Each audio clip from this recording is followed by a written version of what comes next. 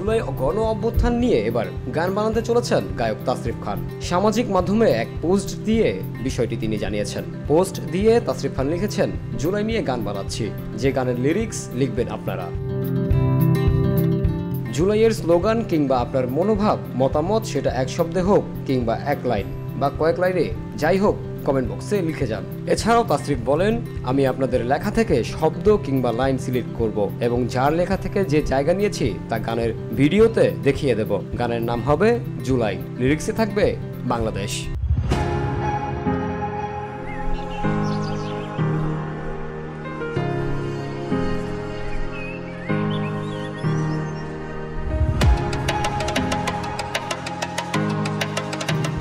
গত মাসেই তাসরিফের নতুন গান মুক্তি পেয়েছে।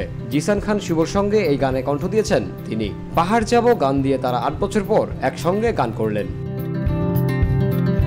VOD Bangla news desk.